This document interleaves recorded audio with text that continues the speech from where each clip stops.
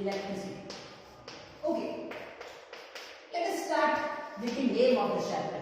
Chapter का नाम क्या है बेटा? इलेक्ट्रिसिटी। नाम से शुरू करो। If somebody ask you what is electricity, electricity क्या है, क्या बताओगे? पंखा चल रहा है, इलेक्ट्रिसिटी है। हेलो, लाइट चल रही है, इलेक्ट्रिसिटी। तो कोई कहता है सर मेट्रो इलेक्ट्रिसिटी से चलती है, कोई कहता है सर कूलर, गर्मी का मौसम हो रहा है, कूलर हमारा इलेक्ट्रिसिटी से चलता है। ठीक है, बड़ी अच्छी बात। But what is electricity exactly? Exactly electricity है क्या?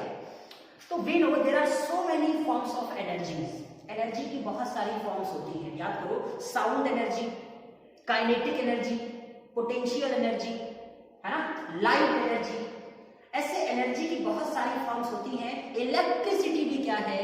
एनर्जी का ही एक फॉर्म है। याद रखिए, इलेक्ट्रिसिटी भी बेटा क्या है? एनर्जी का एक फॉर्म है। अब हर तरह की जो एनर्जी होती है वो किसी न किसी चीज के साथ एसोसिएट होती है। जैसे जो आपकी साउंड एनर्जी है वो एयर के पार्टिकल्स के साथ, उनकी डिस्टर्बेंस के साथ एसोसिएट होती है। लाइट एनर्जी जो आपकी है वो इलेक्ट्रोमैग्नेटिक वेव्स के साथ एसोसिएट होती है ना। तो हर तरह की एनर्जी किसी ना किसी चीज के साथ एसोसिएट होती है। तो ये जो इलेक्ट्रिसिटी है ये भी अगर एक एनर्जी है तो ये भी किसी ना किसी चीज के साथ एसोसिएट होगी। और किसके साथ एसोसिएट होती है? तो आंसर है चार्ज के साथ। किसके साथ? चार्ज पार्टिकल्स के साथ जो एनर्जी एसोसिएट होती है उसी एनर्जी को बेटा हम क्या कहते हैं? इलेक्ट्रिसिटी कहते हैं। Are you ready my point? Say yes और no? Yes. So what is electricity? You can say it is a form of energy. It is a form of energy associated. It is a form of energy associated with charge particles. With charge particles. तो charge particles के साथ जो energy associate होती है इस energy को electricity कहते हैं। बड़ी अच्छी बात है। अब यहाँ पर एक टर्म आया है चार्ज। चार्ज क्या होता है?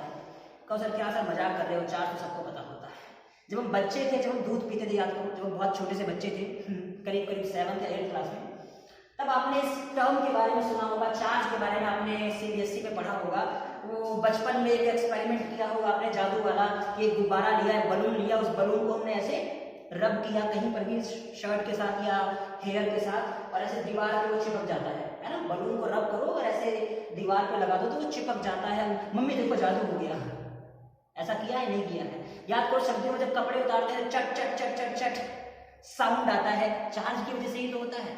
हाँ, ये जो लाइटनिंग होती है, बिजली गिर जाती है कड़कती, चार्ज की वजह से ही तो होती है। हाँ, सर्दियों में वैसे बाल कंघी करते हो तो बाल ऐसे क्या करते हैं? चिपकते हैं ना उस कंधे की तरफ, अट्रैक्ट होते हैं, चार्ज की वजह से ही तो होता है। तो ये छोटी छोटी चीजें हम 7th और 8th क्लास में पढ़ चुके हैं और आपने वहां पढ़ा था कि ये सारी चीजें बेटा इसलिए होती हैं, ये सारे फेनोमेना इसलिए होते हैं क्योंकि यहाँ पर बॉडीज के ऊपर चार्ज आ जाता है, उनके ऊपर आवेश आ जाता है। बड़ी अच्छी बात है। तो if somebody ask you what is charge exactly, charge है क्या, तो क्या बताओगे क्या है चार्ज? तो उसके लिए एक छोटा सा एक्सपेरिमेंट हम बताते हैं बच्चों को, और आप घर पे कर सकते हो, बच्चों वाला है, बच्चे ही तो हैं। एक पेन आप ले लीजिए, पेन या मार्कर कुछ भी, एक पेन ले लीजिए और छोटे से कागज के छोटे छोटे से टुकड़े ले लीजिए, पेपर स्ट्रिप्स, छोटी छोटी सी पेपर स्ट्रिप्स यहाँ रखिए और एक पेन को उन पेपर स्ट्रिप्स के पास ऐसे लेकर जाओ। इन पेपर स्ट्रिप्स के पास पेन को ऐसे लेकर जाओ कागज के टुकड़ों के पास। तो क्या ये कागज के टुकड़े इन पेपर स्ट्रिप की तरफ अट्रैक्ट होंगे? मतलब सॉरी, क्या ये कागज के टुकड़े पेन की तरफ अट्रैक्ट होंगे? नहीं होंगे। लेकिन अगर हम क्या करें, उसी पेन को अपने ड्राई हेयर्स के साथ, अगर मैंने ऑयल नहीं लगाया हुआ है, अगर मेरे बाल बिल्कुल सूखे हैं, सुबह सुबह उठो और उस पेन को ऐसे बालों के साथ क्या करो, रब करो, ऐसे ऐसे रब करो, और अब दोबारा उस पेन को पेपर स्ट्रिप्स के पास लेकर जाओ तो क्या होगा? अब ये पेपर स्ट्रिप्स उस पेन की तरफ क्या हो जाएंगी? अट्रैक्ट हो जाएंगी। तो यानी हमने क्या देखा बेटा कि रब करने से उस पेन के ऊपर एक एक्स्ट्रा प्रॉपर्टी आ गई, जिसकी वजह से अब ये पेन दूसरे ऑब्जेक्ट्स पर क्या लगा सकता है? एक फोर्स लगा सकता है। क्या लगा सकता है? एक फोर्स लगा सकता है, उनको अपनी तरफ अट्रैक्ट कर सकता है। और इसी एक्स्ट्रा प्रॉपर्टी को जो उस पेन के ऊपर आई है, इसी एक्स्ट्रा प्रॉपर्टी को इलेक्ट्रिक चार्ज कहते हैं। बेसिकली इस प्रॉपर्टी को चार्ज कहते हैं। क्या कहते हैं? चार्ज। ये जो एक्स्ट्रा प्रॉपर्टी उस मार्कर के अंदर या उस पेन के अंदर आई थी, इस प्रॉपर्टी को हम चार्ज कहते हैं, जिसकी वजह से ये पेन क्या कर सकता है? दूसरे ऑब्जेक्ट्स पर फोर्स लगा सकता है, उनको अपनी तरफ अट्रैक्ट कर सकता है। Are you getting my point? Say yes और नो? यस। तो शुरू कर रहे हैं बेटा। पहला हमारा जो पॉइंट था वो कौन सा था? ये चार्ज वाला। तो चार्ज क्या होता है? If somebody asks you what is charge my dear students, तो आप क्या बोलोगे? It is the property, it is the property of an object, it is the property of an object due to which it can apply, due to which it can apply electric force, due to which it can apply electric force on other objects, on other objects। फिर से क्या बताया हमने? किसी object की ऐसी property जिसकी वजह से वो ऑब्जेक्ट दूसरों पर क्या लगा सके? इलेक्ट्रिक फोर्स लगा सके। क्या लगा सके? Electric force. अब ये इलेक्ट्रिक फोर्स क्या होता है? हमने इससे पहले ग्रेविटेशनल फोर्स पढ़ा है क्लास 9 के अंदर, याद करो। ग्रेविटेशनल फोर्स क्या होता है बेटा? दो मासेस के बीच का जो फोर्स ऑफ अट्रैक्शन होता है, दो द्रव्यमानों के बीच का जो आकर्षण बल होता है, इसी को क्या कहते हैं? ग्रेविटेशनल फोर्स कहते हैं, गुरुत्वाकर्षण बल कहते हैं। तो दो मासेस के फोर्स के बीच के फोर्स को ग्रेविटेशनल फोर्स कहेंगे। ऐसे ही दो चार्जेस के बीच के फोर्स को, एक ये चार्ज है, एक ये चार्ज है, दो चार्जेस के बीच के फोर्स ऑफ अट्रैक्शन या रिपल्शन को इलेक्ट्रिक फोर्स कहेंगे। देखिए, चार्जेस के बीच में फोर्स अट्रैक्शन का भी हो सकता है, रिपल्शन का भी हो सकता है। अभी हम आगे बातें करेंगे, ठीक है। तो चार्जेस के बीच का जो फोर्स होता है, चाहे वो अट्रैक्शन का चाहे रिपल्शन का, उस फोर्स को हम क्या कहते हैं? इलेक्ट्रिक फोर्स कहते हैं। तो somebody asks you what is electric force, you can simply write that the forces of attraction, the forces of attraction और रिपल्शन, अट्रैक्शन और रिपल्शन कुछ हो सकता है, अट्रैक्शन और repulsion between two charged particles, between two charged particles is called electric force, is called electric force। Clear है?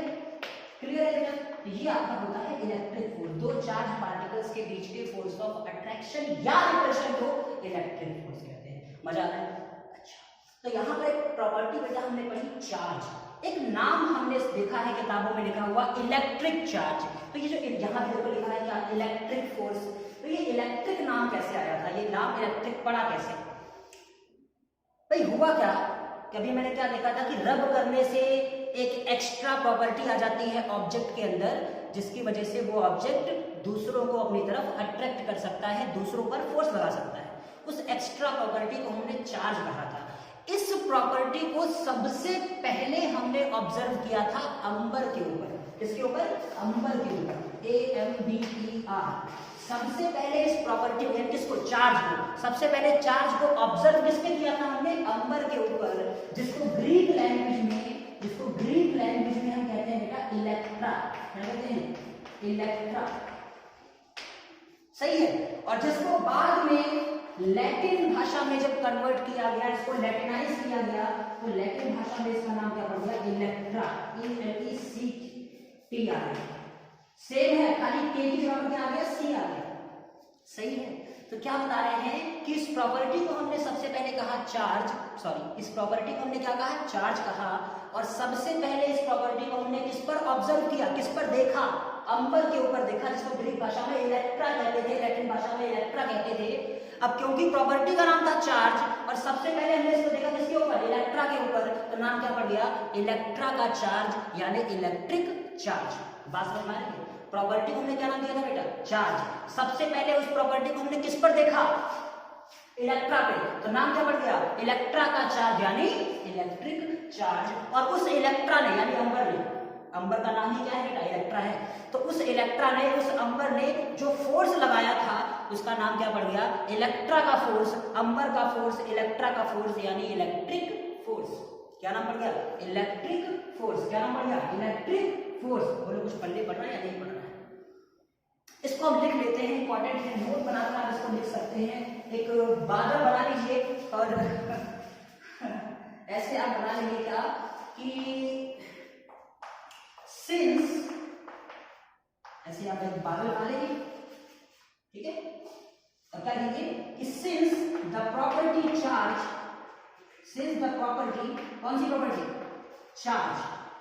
Since the property charge was first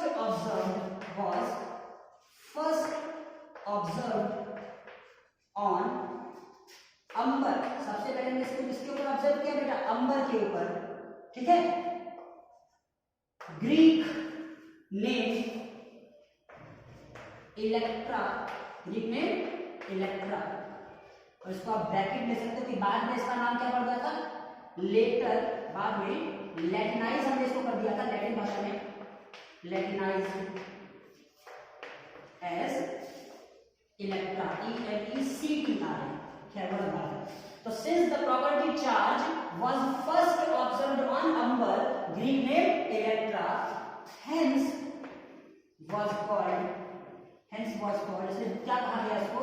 electric charge, hence was called electric charge, electric charge. बोलो पल्ले पढ़ा है नहीं पढ़ा है?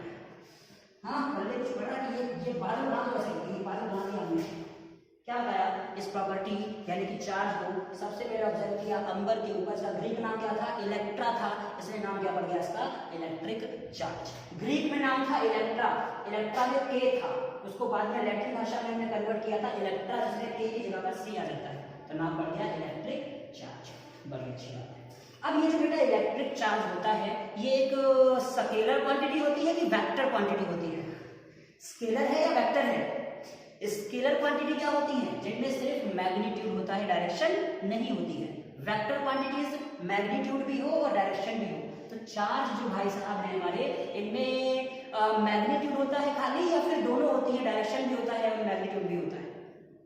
इसमें सिर्फ मैग्नीट्यूड होता है। यानी इलेक्ट्रिक चार्ज बेटा कैसी क्वांटिटी है? एक स्केलर क्वांटिटी है, एक स्केलर क्वांटिटी है।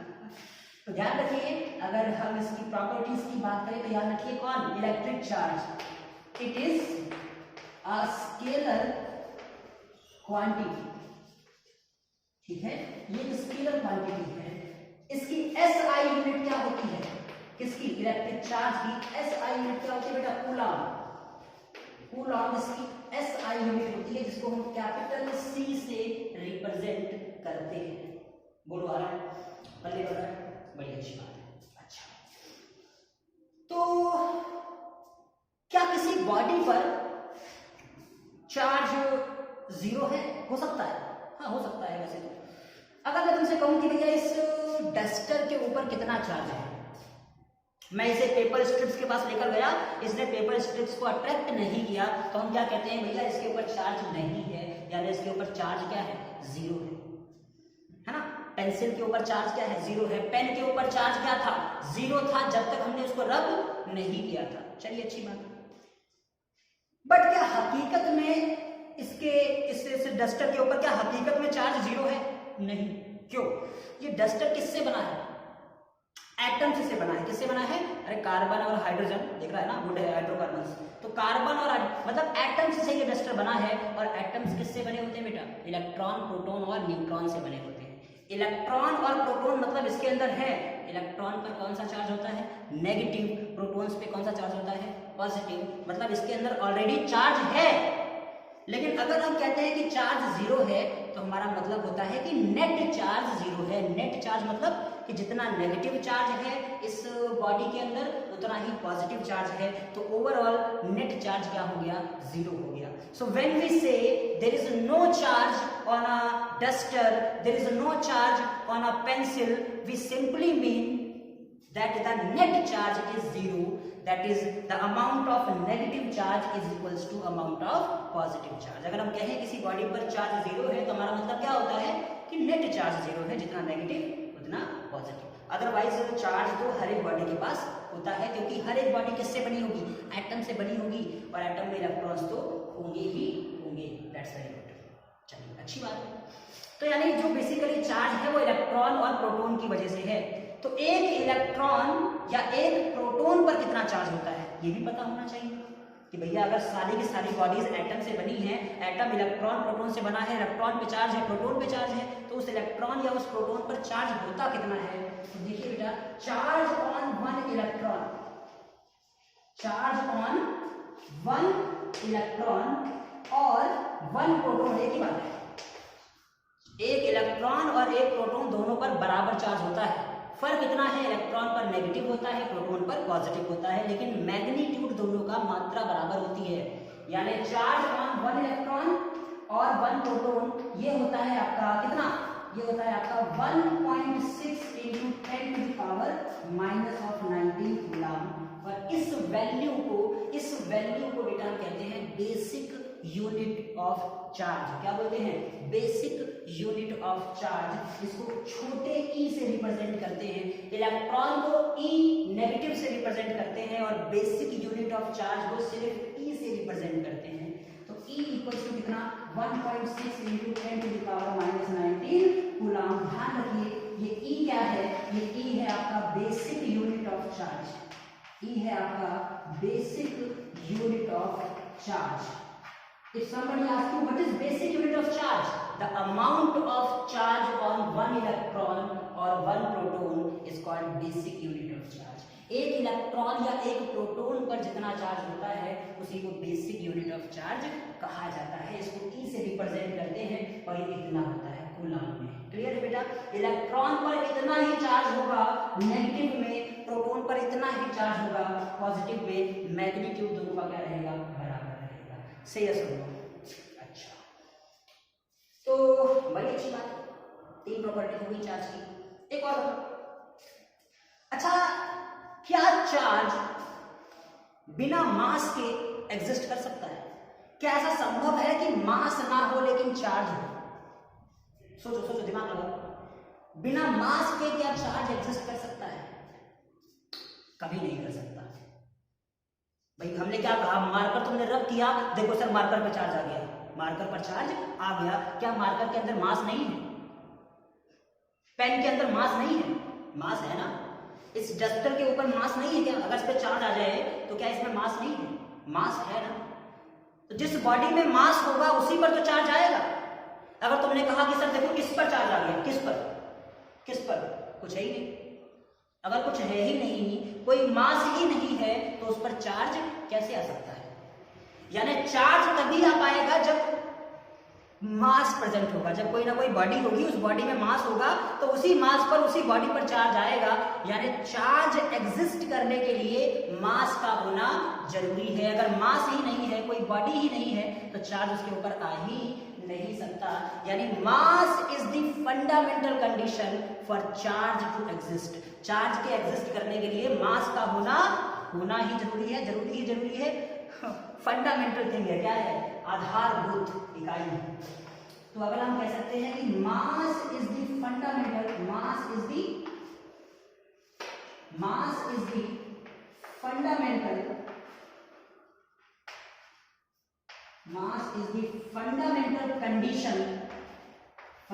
condition for charge to exist, कि चार्ज को एग्जिस्ट करने के लिए मास क्या है बेटा, आधारभूत इकाई है, फंडामेंटल कंडीशन है, शर्त है, इसके बिना चार्ज किसी बॉडी पर नहीं आ सकता है। क्लियर है? Okay, very good. तो ये एक बेसिक इंट्रोडक्शन हुआ हमारा चार्ज का। अभी हम और बातें करेंगे चार्ज के बारे में। एक उससे पहले एक छोटा सा क्वेश्चन यहाँ पर ले लेते हैं, जो सीबीएसई वाले भैया हमारे हैं जो एग्जाम बनाते हैं, वो क्वेश्चन बहुत बार एग्जाम में पूछा गया है, बहुत ही बार पूछा गया है, और हद है तो कहते हैं कितनी बार पूछा गया है। तो थोड़ा सा उसकी बातें कर लें। और वो बातें क्या है कि अभी हमने देखा कि एक इलेक्ट्रॉन या एक प्रोटॉन पर कितना चार्ज होता है, 1.6 × 10⁻⁻19 कूलम। इतना चार्ज होता है एक इलेक्ट्रॉन या एक प्रोटॉन के ऊपर। तो क्या हम निकाल सकते हैं कि एक कूलम चार्ज में, 1 कूलम चार्ज में कितने इलेक्ट्रॉन या कितने प्रोटॉन होते हैं? एग्जाम में ये बहुत बार पूछा गया है। तो थोड़ा सा यहाँ बातें करेंगे बेटा, हल्की सी बात करेंगे, छोटी सी बात करेंगे, और बातों की बातों में चैप्टर खत्म हो जाएगा। तो क्या बात करें कि भैया electron, number of electron electrons, number of electrons in 1 coulomb of charge, इसको हम कैलकुलेट करना चाहते हैं। तो शुरू करें। तो हम जानते हैं बेटा मैग्नीट्यूड ऑफ चार्ज, क्या magnitude of charge on 1 electron, एक इलेक्ट्रॉन पर कितना होता है चार्ज, आंसर है 1.6 × 10⁻⁻19 कूलम। कुछ लोग कहेंगे सर नेगेटिव में होता है, हाँ नेगेटिव में होता है, लेकिन मैंने क्या लिया बेटा मैग्नीट्यूड, मैंने मात्रा ली है, तो इतना चार्ज होता है, सिर्फ मैग्नीट्यूड ले रहा हूं मैं, तो इतना चार्ज एक इलेक्ट्रॉन के ऊपर होता है। तो अगर एक इलेक्ट्रॉन के ऊपर इतने कूलम चार्ज है तो क्या हम निकाल सकते हैं number of electrons in 1 coulomb charge. तो हाँ निकाल सकते हैं, एक इलेक्ट्रॉन पे इतने कूलम, तो एक कूलम पे ये इधर आके डिवाइड हो जाएगा, यानी 1 ये डिवाइड हो जाएगा 1.6 10⁻⁻19 इतने इलेक्ट्रॉन ही। सॉल्व करें बेटा, सॉल्व कर ले। तो यहाँ पॉइंट हटाया, इसमें 0 बढ़ाया, ठीक, तो ये 2 5 10 और ये 2 8 16, तो 5/8 और ये 10 की पावर माइनस का 19 ऊपर आके 10 की पावर प्लस का 19 हो गया। अब रैश करिए बेटा फटाफट से, 0 पॉइंट लगा दिया, तो क्या हो गया 50, क्या हो जाएगा 50 हो जाएगा। तो 8 6 जा 48, 2 बचा 20 हो गया, 8 2 जा 16, 4 बचा 40 हो गया, 8 5 जा इतना 40, यानी 10⁻19 इतने इलेक्ट्रॉन्स। और साइंटिफिक नोटेशन में लिखें तो एक ये जो डेसिमल है हमारा वो एक डिजिट के बाद होना चाहिए, अगर डेसिमल को मैं यहाँ जंप करवा दूंगा तो ये हो जाएगा आपका 6.25 10⁻, 1 0 कम हो जाएगा, यानी 10⁻18, यानी 1 कूलम चार्ज में 6.25 10⁻18 इलेक्ट्रॉन्स होते हैं। इसको याद रखिए, इसके इस नंबर को याद रखिए, क्लियर। एग्जाम में बहुत बार आपसे पूछा जाता है calculate number of electrons in 1 coulomb of charge. तो एक कूलम चार्ज में कितने 6.25 10⁻18 इलेक्ट्रॉन्स होते हैं, इसको याद रखिएगा, ठीक है। न्यूमेरिकल्स करते टाइम हमें काम आएगा। चलिए बड़ी अच्छी बात है, मजा आ गया। तो ये हमने कर लिया, अब थोड़ा सा चार्ज की बातें और कर लेते हैं, थोड़ा सा और आगे बातें करते हैं कि स्क्रीनशॉट कर लीजिए। चलिए बड़ी अच्छी बात है। अब यहाँ आ जाए, चार्ज तो हमने बात कर ली भैया, चार्ज होता है। तो सबसे पहले चार्ज को हमने किसके ऊपर डिस्कवर किया था, रिवाइज करो, अंबर के ऊपर, जिसको ग्रीक भाषा में क्या कहते हैं इलेक्ट्रा। इलेक्ट्रा में के होता है, ठीक है ना। बाद में उसको लैटिन भाषा में कन्वर्ट किया गया, तो के की जगह पर सी आ गया, ठीक है ना। तो प्रॉपर्टी की चार्ज सबसे पहले ऑब्जर्व किया इलेक्ट्रा के ऊपर, नाम पड़ गया इलेक्ट्रा का चार्ज यानी इलेक्ट्रिक चार्ज। उस इलेक्ट्रा ने जो सबसे पहले फोर्स लगाया था, नाम पड़ गया इलेक्ट्रा का फोर्स यानी इलेक्ट्रिक फोर्स। तो चार्ज की सारी बातें हो गई, बड़ी अच्छी बात है। अब अगली बात आई कि चार्ज कितने टाइप का होता है। ये चार्ज होता है बेटा वो कितने टाइप का होता है, how many kinds of charges are there. तो उसके लिए एक छोटी सी एक्टिविटी हम करते हैं। वो एक्टिविटी क्या हुई थी मैं आपको बता दूं। हमने ग्लास की रॉड और प्लास्टिक, बचपन में आपने पढ़ा होगा, वो बच्चे जब होंगे ना दूध पी रहे होंगे बच्चों से, तब से हमने पढ़ा है कि प्लास्टिक की रॉड ली थी और ग्लास की रॉड ली थी और सिल्क का कपड़ा लिया था और उनको रब करके हम एक एक्टिविटी कर रहे थे। मुझे लगता है एक्टिविटी थी, पहले टॉपिक डाल देंगे हम छोटा सा, क्या टाइप्स ऑफ चार्जेस, क्या टाइप्स ऑफ चार्जेस। ये बहुत ही बचकाना है। बेसिकली मेरा चैप्टर आपका मान लीजिए नेक्स्ट लेक्चर से शुरू होगा रियलिटी में, है ना। तब हम शुरू करेंगे करंट पोटेंशियल, तो मजा आएगा। अभी कुछ बेसिक इंट्रोडक्शन स्टार्टिंग में, लेकिन as a student of class 10th physics आपको ये सारी चीजें पता होनी चाहिए, ठीक है। तो टाइप्स ऑफ चार्जेस की अगर बात करें, चार्ज कितने टाइप के थे, तो हमने क्या किया बेटा, 2 रॉड ली प्लास्टिक की, 2 प्लास्टिक की रॉड ली, दोनों को सिल्क के कपड़े के साथ क्या किया, ऐसे ऐसे रब किया और दोनों को रब करके हमने लटका दिया। 2 प्लास्टिक की रॉड ली, सिल्क के क्लॉथ के साथ रब किया और लटका दिया, ऐसे लटका दिया, इस तरह से, समझ लो। एक ये रॉड है, किसकी है ये, प्लास्टिक की। एक ये रॉड है, ये भी किसकी है, प्लास्टिक की, ऐसे लटका दिया। तो क्या देखा कि ये दोनों रॉड क्या करती हैं, ये दोनों ही रॉड्स एक दूसरे को रिपेल करती हैं। क्या करती है बेटा, रिपेल करती है, रिपेल करती है। तो तो इससे हमें एक चीज समझ में आ गई कि चार्जेस क्या करते हैं, रिपेल करते हैं। प्लास्टिक को रब किया, इसके ऊपर चार्ज आ गया, उसको रब किया, उसके ऊपर भी चार्ज आ गया, तो चार्ज और चार्ज रिपेल करते हैं। ये बात हमारे दिमाग में बैठ गई, जहन में बैठ गई। अब हमने क्या किया, अब हमने भैया ग्लास की रॉड ली, यानी हमने ग्लास की रॉड ली। अब दो ग्लास की रॉड ली और दोनों को क्या किया, सिल्क के साथ रब किया और उनके साथ भी ऐसा ही सलूक किया। हमने क्या किया, दोनों ही ग्लास रॉड को इस तरह से क्या कर दिया, लटका दिया। ठीक है, ये भी ग्लास रॉड है, ये भी ग्लास रॉड है, और क्या देखा कि ये भी क्या करती है भैया जी, रिपेल करती है। यानी जो हमारे जहन में बात बैठी हुई थी उस पर और मुहर लग गई कि हाँ भैया ठीक है, चार्जेस क्या करते हैं, रिपेल करते हैं। इस पर भी चार्ज, इस पर भी चार्ज, रिपेल करते हैं। बड़ी अच्छी बात है। अब हमारे मन में एक आई खुराफात, खुराफाती तो हम वैसे भी, तो खुराफात बात आई तो हमने सोचा कि चलो एक काम करते हैं, एक रॉड लेते हैं प्लास्टिक की और एक रॉड लेते हैं ग्लास की। अब क्या होगा, एक प्लास्टिक की रॉड ली, एक ग्लास की रॉड ली, दोनों को सिल्क के साथ रब किया और वही सलूक किया, इनके साथ भी हमने लटका दिया इनको। तो ये रॉड थी प्लास्टिक की, ये रॉड थी ग्लास भाई साहब की, और दोनों को लटका दिया। तो क्या देखा कि ये दोनों क्या करते हैं, अट्रैक्ट, क्या करते हैं, अट्रैक्ट करते हैं। जबकि हमारे मन में क्या था कि चार्ज रिपेल करते हैं, charge charge repel, charge charge repel, charge charge repel होना चाहिए था, लेकिन अट्रैक्ट हो गया। इससे एक बात तो निश्चित है कि ग्लास और प्लास्टिक पर सेम टाइप का चार्ज नहीं हो सकता। क्यों, देखो बेटा, यहां पर ग्लास, यहां पर ग्लास, अब यहां ग्लास और यहां प्लास्टिक, यहां glass glass repel, glass plastic attract. तो अगर इस ग्लास पर और इस प्लास्टिक पर सेम चार्ज होता तो ये रिपेल कर रहे थे तो इनको भी रिपेल करना चाहिए था। तो इसका मतलब सिर्फ फिक्स हो गया कि ग्लास और प्लास्टिक के अलग अलग चार्ज है, ये सेम नहीं है। तो क्या फिक्स हो गया कि भैया चार्जेस हमारे दो तरह के होते हैं। इस एक्टिविटी से हमें दो कंक्लूजन मिले। कौन कौन से कंक्लूजन मिले? फर्स्ट कंक्लूजन हमको ये मिला कि charges are of two types, charges are of two types. और एक कंक्लूजन और मिला, वो क्या मिला कि भैया एक जैसे चार्ज जो होते हैं, plastic plastic, glass glass, same type के चार्जेस क्या करते हैं, रिपेल करते हैं, और अलग अलग टाइप के चार्जेस, अपोजिट चार्जेस क्या करते हैं, अट्रैक्ट करते हैं। तो हमें मिला कि like charges repel and unlike charges, अलग अलग unlike charges attract each other, unlike charges attract each other। चलिए, बड़ी अच्छी बात, बहुत अच्छा लगा। तो ये कंक्लूजन निकला। अब अगली बात क्या है, जब ये साबित हो गया कि भैया चार्ज हमारे दो तरह के होते हैं, एक मम्मी पापा है, मम्मी पापा के दो बच्चे हैं, तो अगला काम क्या होगा, नाम रखो भैया उनका, वरना पता चलेगा बुला रिंकू को नहीं है, चल के टिंकू आ रहा है। कहने का मतलब नाम रखना पड़ेगा ना उनका कि भैया उसको बुलाएंगे तो ये आएगा, उसको बुलाएंगे तो ये आएगा। तो नाम रखना था दोनों चार्जेस का। तो जब बात आई तो जो साइंटिस्ट थे उस वक्त के, हमारे महान वैज्ञानिक लोग, तो उन्होंने अपने अपने नाम सुझाए।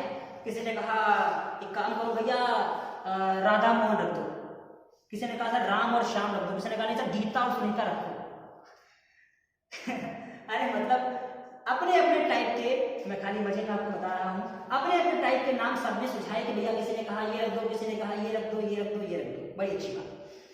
वहां पर एक साइंटिस्ट महोदय थे, उनका नाम था बेंजामिन फ्रैंकलिन। बेन 10 देखते हो, बेन 10 जितने लोग देखते हैं, तो भैया बेन 10 का नाम क्या था, बेंजामिन टेरेसिन, है ना। तो ऐसे ही यहाँ पर बेंजामिन टेरेसिन नहीं है, बेंजामिन फ्रैंकलिन है। तो वही भाई साहब थे बेंजामिन फ्रैंकलिन। इन्होंने कहा कि एक काम करते हैं, इनका नाम रख दीजिए पॉजिटिव और नेगेटिव। दो तरह के चार्जेस हैं, इनका नाम क्या रख दीजिए, पॉजिटिव और नेगेटिव। अब जब उन्होंने ऐसा कहा, किसने, बेंजामिन टेरेसिन ने, किसने, बेंजामिन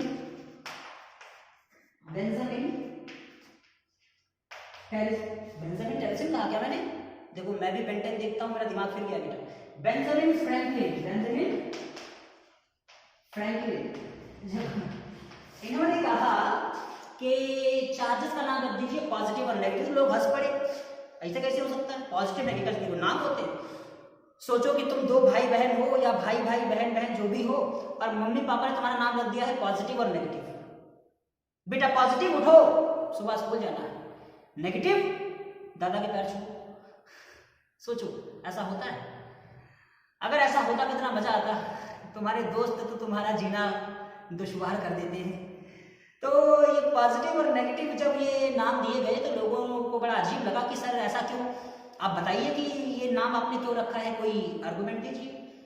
तो बेंजामिन फ्रैंकलिन भाई साहब ने कहा कि याद करो, इस दुनिया में, इस पूरे यूनिवर्स में जब भी हम दो चीजों को ऐड करते हैं तो हमेशा कुछ नया बनता है। क्या कहीं ऐसा हो सकता है कि आपने दो चीजों को जोड़ा हो और वो बिल्कुल खत्म हो जाए, तबाह हो जाए, बर्बाद हो जाए, जीरो हो जाए? ऐसा हो सकता है क्या? नहीं, ऐसा नहीं होता है। हमेशा दो चीजों को जोड़ने पर कुछ नया बनता है। केमिस्ट्री भी हमको यही सिखाती है, carbon plus oxygen carbon dioxide, reactant का mass will equal to product का मास। यानी ऐसा नहीं हो सकता कि यहां मास था और यहां डिस्ट्रॉय हो गया। याद करिए, चीनी को पानी में मिलाओगे शरबत बनेगा भैया, कुछ नया बनेगा। Carbon plus oxygen carbon dioxide बनेगी। दारू में पानी मिलाओगे तो क्या बनेगा? पैक बनेगा, मतलब कुछ नया बनेगा। ऐसा तो हो नहीं सकता दो चीजों को जोड़ो वो खत्म हो जाए। तो बेंजामिन फ्रैंकलिन भाई साहब ने कहा कि अगर आप यूनिवर्स में दो चीजों को ऐड करो तो always something new is produced, कुछ नया बनता है। ऐसा कहीं नहीं होता जहां दो चीजों को ऐड करने पर वो खत्म हो जाए। लेकिन चार्जेस के साथ ऐसा होता है। क्या है भाई, हमने क्या देखा था कि भैया एक प्लास्टिक की रॉड ली, प्लास्टिक की रॉड को रब किया सिल्क के साथ और पेपर स्ट्रिप्स के पास लेकर गए, कागज के टुकड़ों के पास। तो ये कागज के टुकड़े इस प्लास्टिक की रॉड की तरफ अट्रैक्ट होते हैं। बड़ी अच्छी बात है, मतलब प्लास्टिक की रॉड क्या करती है? अट्रैक्ट करती है पेपर स्ट्रिप्स को। अब दूसरी रॉड ली ग्लास की, किसकी रॉड ली? ग्लास की रॉड ली। अब ये ग्लास की रॉड को भी हमने सिल्क के साथ रब किया, सिल्क के साथ, और इनको भी पेपर स्ट्रिप्स के पास लेकर आए, ग्लास की रॉड को। तो ये ग्लास की रॉड भी क्या करती है? ये भी पेपर स्ट्रिप्स को अट्रैक्ट करती है। प्लास्टिक की रॉड भी पेपर स्ट्रिप्स को अट्रैक्ट करती है, ग्लास की रॉड भी पेपर स्ट्रिप्स को अट्रैक्ट करती है। अब हमने क्या किया भैया? दोनों को मिला दिया, ऐसे ज्वाइन कर दिया। एक्सपेक्टेशन क्या थी? एक्सपेक्टेशन ये थी कि भैया ये भी खींचता है, ये भी खींचता है, दोनों को मिला दो, डबल तेजी से, दुगनी ताकत से, डबल पावर से उन पेपर स्ट्रिप्स को ये दोनों मिलकर खींचेंगे, होंगे कामयाब, हाथ से हाथ मिलाना वाली बातचीत। ऐसा हम सोच रहे थे, है ना? अरे रस्सा कस्सी खींचे हो, नहीं रस्सा कस्सी खेले हो, नहीं खेले हो? एक बंदा खींच रहा है, दो बंदे खींचे तो क्या होगा? डबल तेजी से खींचे। तो ऐसा हमने सोचा कि दोनों को मिला दो तो अब पेपर स्ट्रिप्स बड़ी तेजी से आएंगी। लेकिन हुआ क्या? जब ग्लास और प्लास्टिक दोनों की रॉड को हमने मिला दिया और इसके पास ले गए, पेपर स्ट्रिप्स के पास ले गए, तो क्या देखा?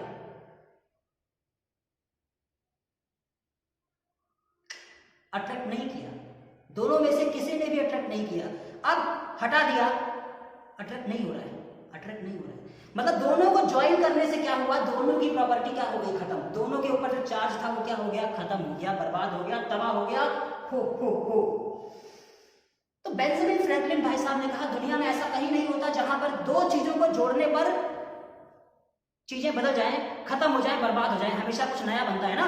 तो ऐसा कहीं नहीं होता कि दो चीजों को जोड़ने पर वो खत्म हो जाए, जीरो हो जाए। लेकिन एक दुनिया ऐसी है, एक दुनिया ऐसी है जहां ऐसा होता है, और वो दुनिया है गणित की। मैथमेटिक्स, जो आपका मैथमेटिक्स का वर्ल्ड है, इस वर्ल्ड में ऐसा होता है, अगर आप एक पॉजिटिव नंबर को और एक नेगेटिव नंबर को ऐड कर दो तो रिजल्ट क्या मिलता है? जीरो मिलता है।